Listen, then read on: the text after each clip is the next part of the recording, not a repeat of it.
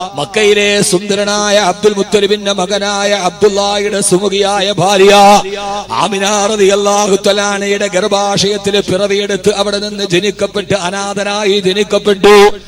മക്കയിലെ ഏറ്റവും വലിയ ആധാരം പോലെ പാല് കൊടുക്കുവാൻ വേണ്ടി മക്കയിൽ നിന്ന് തായിഫിലേക്ക് പോകുന്ന വഴിയിൽ ഏതാണ്ട് 80 കിലോമീറ്റർ അകലെയുള്ള ബനൂ സായിദ ഗോത്രത്തിന്റെ പുരാതനമായ ഒരു ഗ്രാമാന്തരീക്ഷത്തിലെ ഹലീമത്തു സഅദിയ റളിയല്ലാഹു തആല അൻഹയുടെ വീട്ടിലെ തൊട്ടിലിൽ കിടന്ന് താരാട്ട് പാടുമ്പോ ഷൈമ എന്നു പേരുള്ള ഹലീമത്തു സഅദിയ റളിയല്ലാഹു അൻഹയുടെ പൊന്നുമോള് തൊട്ടിലിട്ട് താരാട്ട് പാടുമ്പോ അല്ലാഹുവിന്റെ റസൂലിനെ താരാട്ടിയ പാട്ടേതാ? يا ربنا ابكي يا اخي محمدا حتى رآه نافعا وامردا هذا خلي لم تلد امي.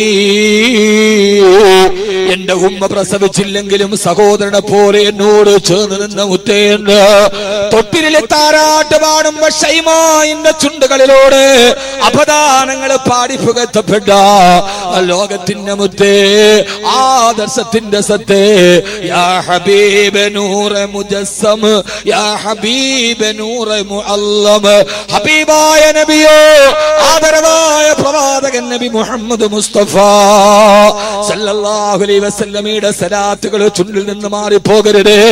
എന്റെ പ്രിയപ്പെട്ട സഹോദരങ്ങളോട് സഹോദരിമാരോട് വീടുമായി ബന്ധപ്പെട്ടൊരു വിഷയത്തെ ഖുർആന്റെ പശ്ചാത്തലത്തിൽ ചർച്ച ചെയ്യുമ്പോ ഞാനൊരു വിമർശന വിധേയമായിട്ടല്ല.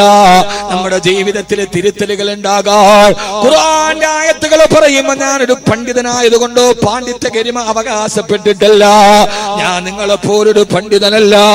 പാണ്ഡിത്യം പറയാ ഞാനൊരു പണ്ഡിതനല്ല. ത്യാഗം പറയാ ഞാനൊരു പരിത്യാഗിയല്ല. ലാളിത്യം പറയാ ഞാനൊരു സാത്വികനല്ല. പ്രഭാഷണം പറയാ ഞാനൊരു പ്രമേയം പറയാ ഞാനൊരു പ്രഭാഷകനല്ല. വൈദഗ്ധ്യം പറയാ ഞാനൊരു വിദഗ്ധനല്ല. പ്രണയം പറയാ ഞാനൊരാഷിക്കല്ല. പിന്നെയോ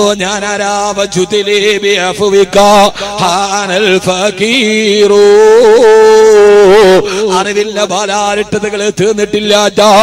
കഴിഞ്ഞ 17 വർഷക്കാലമായി ആയിരക്കണക്കിന് സദസ്സുകളിൽ അല്ലാഹു എനിക്ക് തന്ന അനുഗ്രഹമായ വിശുദ്ധമായ ഖുർആനിന് എന്നെ കേൾക്കാനെത്തിയ നവതലമുറയോട് പറഞ്ഞു കൊടുക്കാൻ വേണ്ടി വന്ന ഒരു ഖുർആനിന്റെ ഖാദിമാണ് ഞാൻ, ഒരു ഖാദിമുൽ ഖുർആൻ.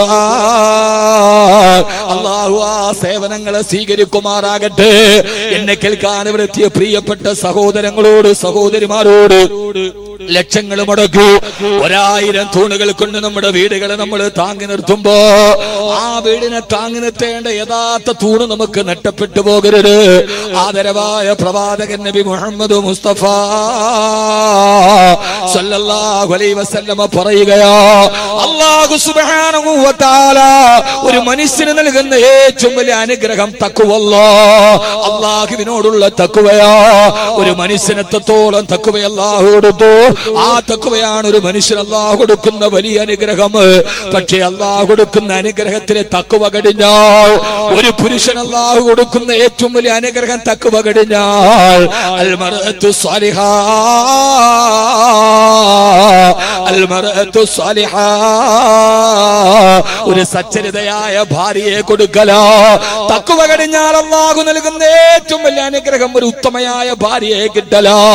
നമ്മുടെ വീടിന്റെ യഥാർത്ഥ തൂണ് അകത്തളത്തിലെ താങ്ങി നിർത്തേണ്ട, നമ്മുടെ കുടുംബത്തെ താങ്ങി നിർത്തേണ്ട തൂണേതാ? അൽ മർഅത്തു സ്വാലിഹാ, അത് സാലിഹത്തായ ഒരു ഭാര്യ. നമ്മുടെ സങ്കടങ്ങളിലും നമ്മുടെ പ്രയാസങ്ങളിലും നമ്മുടെ ദുഃഖങ്ങളിലും നമ്മുടെ കണ്ണുനീരുകളിലും നമുക്ക് പങ്കാളിയാവുന്ന, നമ്മുടെ വീടിനെ തർബിയത്ത് നടത്തുന്ന, നമ്മുടെ മക്കളെ നമ്മുടെ അഭാവത്തിന് വളർത്തിത്തരുന്ന, നമ്മുടെ പ്രയാസങ്ങളിൽ പങ്കാളിയാവുന്ന ഒരു ഭാര്യ. സഹോദരാ, നിന്റെ വീടിന്റെ ഉള്ളിൽ ഭാര്യ എന്ന എന്ന ലോകത്തിന്റെ അനുഗ്രഹമായ തൂണ് നിനക്ക് കിട്ടിയോ? അല്ലാഹുവിന്റെ റസൂലിന് ആയിഷ ബീവിയെ കിട്ടിയതുപോലെ, ഇബ്രാഹിം നബിക്ക് ഹാജറയെ കിട്ടിയതുപോലെ, അലി റളിയല്ലാഹു അൻഹുവിന് ഫാത്തിമയെ സഖിയാക്കിയതുപോലെ, അബൂബക്കർ റളിയല്ലാഹു അൻഹുവിന് ഉമ്മു റൂമാനെ പോലെ റളിയല്ലാഹു തആല അൻഹുന്ന അജ്മഈൻ തന്റെ പ്രിയപ്പെട്ട ഭർത്താക്കന്മാരെ ജീവിതത്തിന്റെ വിജയത്തിന്റെ വടിയിലേക്ക് കൈപിടിച്ചു നടത്തിയ ലോകത്തിലേതെങ്കിലും ഒരു പുരുഷൻ വിജയിച്ചിട്ടുണ്ടോ? ആ വിജയത്തിന്റെ പിന്നിൽ അവന്റെ ഭാര്യയുടെ കരങ്ങളുണ്ട് മോനെ. അതുകൊണ്ട് എന്റെ പ്രിയപ്പെട്ട സഹോദരങ്ങളോട് സഹോദരിമാരോട് കലഹങ്ങളായി, ഇണക്കങ്ങളായി, പിണക്കങ്ങളായി ഭാര്യഭർത്തൃബന്ധം തകർന്നു പോകുമ്പോ രാവിലെ മുതൽ വൈകുന്നേരം വരെ കട്ടപ്പെട്ടിട്ട് വീട്ടിലേക്ക് വരുമ്പോ ആ വീടിന്റെ ഉമ്മറപ്പടിയിലെ സ്നേഹത്തോടെ പുഞ്ചിരിച്ച് കടന്നു വരുന്ന നമ്മള് രണ്ട് കൈകൾ കൊണ്ട് ചേർത്ത് പിടിച്ച് വീട്ടിന്റെ ഉള്ളിലേക്ക് കൊണ്ടുപോയി നമ്മുടെ ഹൃദയത്തിന് സാഹോദര്യം തരുന്ന, നമ്മുടെ ഹൃദയത്തിന് സന്തോഷം തരുന്ന ഭാര്യ. അതുകൊണ്ടാണ് ഖുർആൻ പറഞ്ഞത്, വമിൻ ആയാതിഹി അൻ ഖലഖ ലക്കും മിൻ അൻഫുസികും അസ്വാദൻ ലിതസ്കുനൂ ഇലൈഹാ. ഭാര്യമാരെ അല്ലാഹു നിങ്ങൾക്ക് തന്നത് സമാധാനത്തിന് വേണ്ടിയാ. എന്നോടും നിങ്ങളോടും ഞാനൊരു ചോദ്യം ചോദിക്കട്ടെ. അല്ലാഹു നൽകിയ അനുഗ്രഹങ്ങൾ കൊണ്ട് ലക്ഷങ്ങൾ മുടക്കി നമ്മളൊരു വീട് വെച്ചിട്ടുണ്ട്. പക്ഷേ നമ്മുടെ വീടിന്റെ ഉള്ളിൽ നമുക്ക് സന്തോഷം നൽകുന്ന, നമുക്ക് സമാധാനം നൽകുന്ന ഒരു സൗഭാഗ്യവതിയെ നമുക്ക് കിട്ടിയോ? എന്നാൽ നിങ്ങളോട് ഞാനൊരു കഥ പറഞ്ഞു തരാ. തൂണുകളില്ല, മതിലുകളില്ല, ആഡംബരങ്ങളില്ല, ആർഭാടങ്ങളില്ല, 8 മടം നീളവും 10 മടം വീതിയുമുള്ള ആകാശത്തും മടയൊന്ന് തുമ പെയ്താൽ ആകാശത്തിന്റെ മഴത്തുള്ളികൾ മുഴുവനും ആ ഗൃഹനാഥന്റെ ദാടി രോമങ്ങളിൽ തടം തെല്ലിയാത്തൊടുക്കുന്ന മദീനയിലൊരു വീടുണ്ടായിരുന്നു. ആ വീടിന്റെ അവസ്ഥ നിങ്ങൾക്കറിയോ? വീടുമായി ബന്ധപ്പെട്ട ഖുർആന്റെ 3ാമത്തെ പരാമർശമേതാ? എന്റെ പ്രിയപ്പെട്ട ചെറുപ്പക്കാരാ, ഇത്ര വലിയ വീടുണ്ടായിട്ട് നമുക്കെന്ത് കാര്യമേതാ? ഞാനൊരു വീടിനെ പറഞ്ഞു തരട്ടെയോ? ആ വീടിന്റെ അവസ്ഥ ഏതെന്നറിയോ?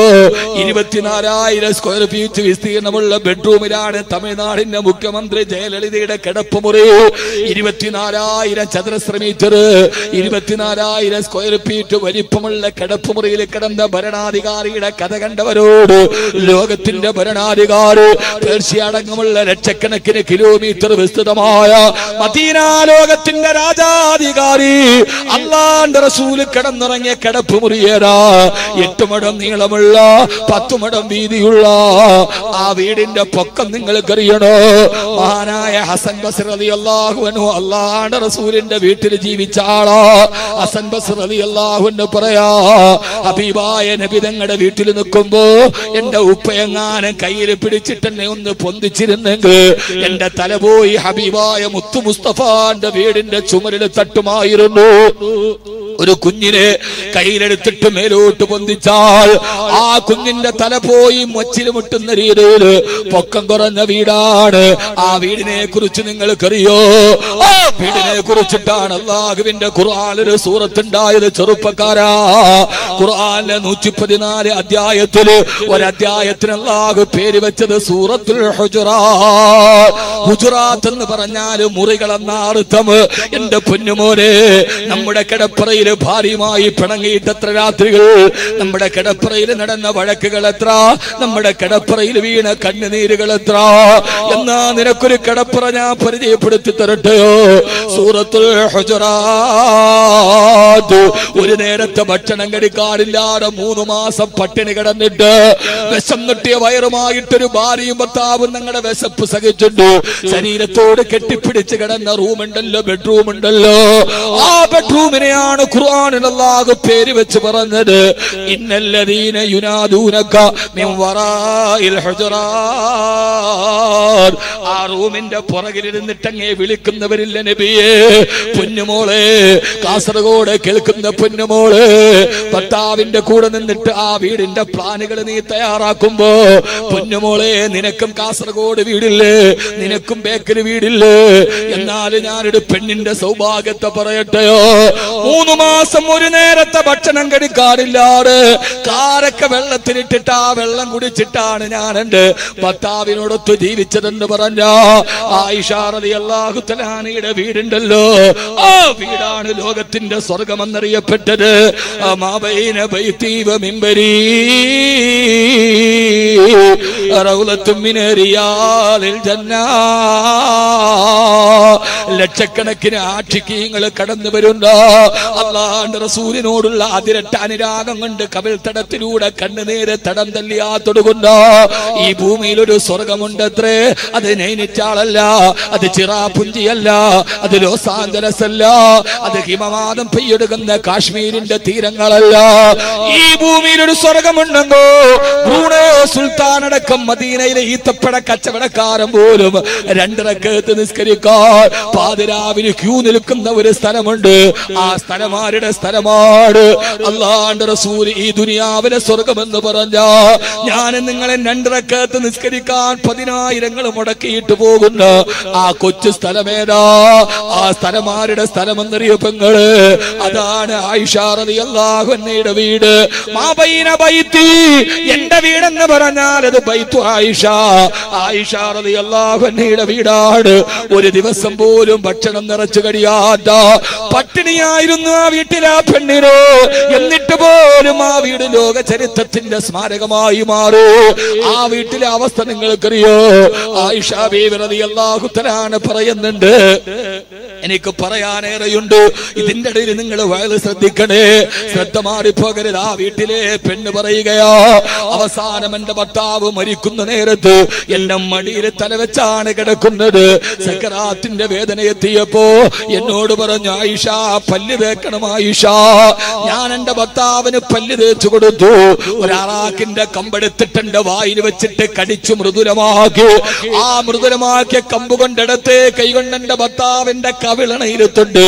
ആ മുഖം എന്റെ പള്ളയിലേക്ക് ചേർത്ത് വെച്ച് ഉമ്മ കുട്ടിക്ക് പല്ല് തേച്ചു കൊടുക്കുന്നത് പോലെ ഞാൻ എന്റെ ഹബീബായ നബി തങ്ങൾക്ക് അവസാനം പല്ല് തേച്ചു കൊടുത്തു. മരണത്തിന്റെ വേദന കൊണ്ട് അല്ലാഹുവിന്റെ റസൂലിന് കൈപൊക്കാൻ കഴിയില്ല. പല്ല് തേച്ചു കൊടുത്തപ്പോ ഹബീബായ നബി മുഹമ്മദ് മുസ്തഫ സല്ലല്ലാഹു അലൈഹി വസല്ലമ എന്റെ വിരലുകൾക്കിടയിലേക്ക് മുറുകെ പിടിച്ചു. അബൂബക്കർ എന്റെ പിതാവ് കൈ പിടിച്ചിട്ട് ആ വിരലിലേക്ക് കൊടുത്തപ്പോ കല്യാണ ദിവസം എന്റെ കൈവിരലിന്റെ ഇടയിൽ കോത്തുപിടിച്ചതുപോലെ എന്റെ കയ്യിലേക്ക് എന്റെ പ്രിയപ്പെട്ട ഹബീബ് കോത്തുപിടിച്ചു. ആയിഷ, ഞാൻ പോവട്ടെ ആയിഷ? എവിടെ കാണി നബിയേ? ഇലാ റഫീഖിൽ അലാ, അല്ലാഹുവിന്റെ അടുക്കലേക്ക് ഞാൻ പോവുകയാ. ഈ സംഭവം ഇങ്ങനെ കൂട്ടുകാരിയോട് ഹബീബായ നബി സല്ലല്ലാഹു അലൈഹി വസല്ലമയുടെ വഫാത്തിന് ശേഷം പറഞ്ഞുകൊണ്ടിരിക്കുമ്പോ ആയിഷ ബീവി പറയാണ്, ഇങ്ങനെയൊക്കെയാണെങ്കിലും മരിക്കുന്ന സമയത്ത് എന്റെ മടിയിൽ തലവെച്ച് കിടന്നതാണെങ്കിലും മരിക്കുന്ന സമയത്ത് എന്റെ ഭർത്താവിന്റെ മുഖം ഞാൻ കണ്ടിട്ടില്ല.